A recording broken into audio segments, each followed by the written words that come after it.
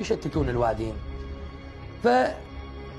فبهذيك الليلة من الليالي دخلن 40 كراون تاكسي استوهن بعدهن بالباكيت، فوقهن جنايز المعدومين والتابوت ينقوا الدم فوق الجام مال السيارات، فماكو حفافير.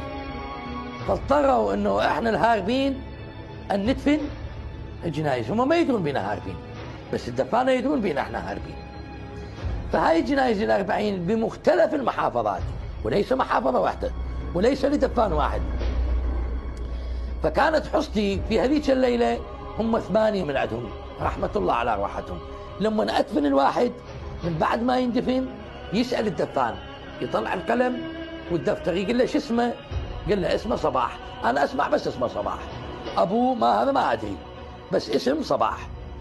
فال8 دفنتهم كلهم اسمهم صباح. جمعنا الحفافير، بويا انت شو تفنيت؟ قال انا هم دفنت معدومين من ذول جابوهم. انت شو تفنيت؟ قال انا دفنت 3. انت شو تفنيت؟ انا دفنت 4. المهم 40 جنازه باسم صباح.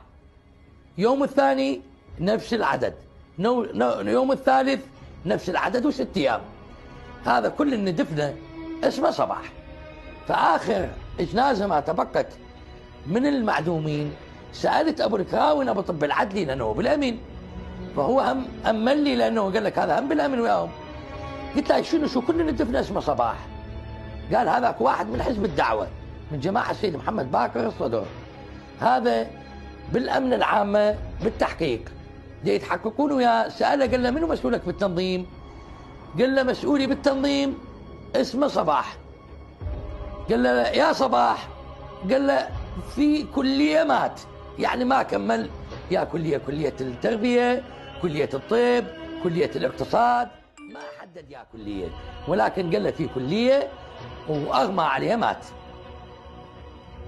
فهذول تشوفهم ذولا لما شكوا بالجامعات، شكوا بالكليات، شكوا بالمعاهد، اسمه صباح جابوه.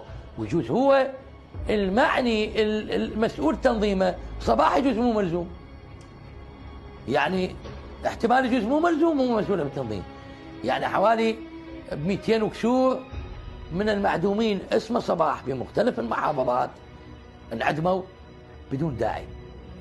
لم تتوقف السلطة عن مجاورة تمهيدا لهدم حي بكامله، لأنه يحمل وقع أقدام